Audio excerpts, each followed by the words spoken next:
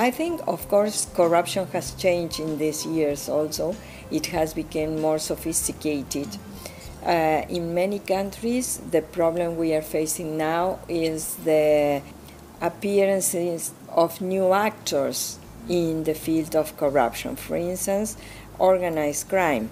When organized crime tries to capture the state, the risks are much higher than the risks we faced in the past, and also the tools we need to approach and address the dangers should be adapted to the new context. We have countries where we found high levels of corruption, and in those countries there is institutions appear to be not so strong. There is a great correlation between strong institutions, democratic rule of law, liberty, respect for the independence of the judiciary, and in general due process. This correlates with transparent countries in the index we prepare.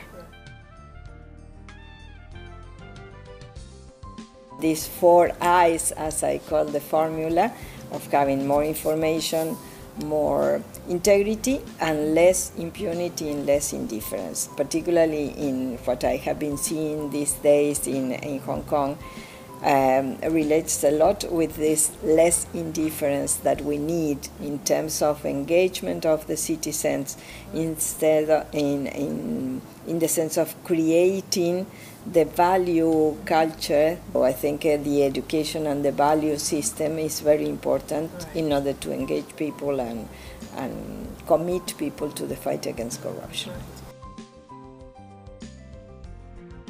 Well, you know, in our index, the CPI, you are very well positioned. You are in the top 20 of our ranking. The Agency Against Corruption is well known all over the world because of its independence and its effectiveness in the fight against corruption, and also the work, and particularly these days I have been here visiting Hong Kong.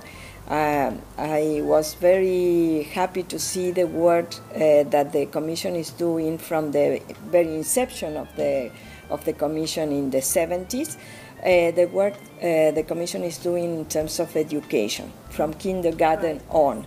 And that's very, very important, because we have to create the proper climate in order to avoid corruption and to generate zero tolerance. So I really was very impressed by the work you are doing there. Other things that the Commission is doing very effectively, apparently, as far as I can see, here is the prosecution work, the investigation, the research, and also the preventive work is very, very important. And I have had the opportunity also to visit the public sector departments of the government, which is working very closely with the Anti-Corruption Commission in terms of preventing.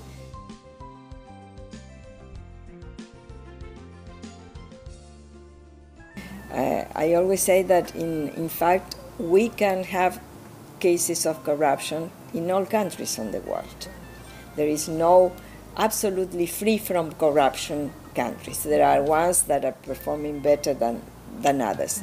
The difference in our analysis of countries in terms of the Corruption Perception Index has to do with the reaction of countries when corruption appears, both in the terms of how institutional reaction is and what's the social reaction.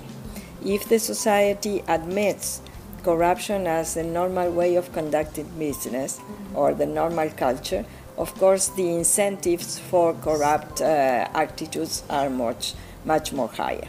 The important thing is to work to prevent these corrupt cases to appear, work to have in place the mechanisms to research, investigate, and prosecute those cases and apply the sanctions, and to create the proper climate or atmosphere in order to have zero tolerance on the part of society.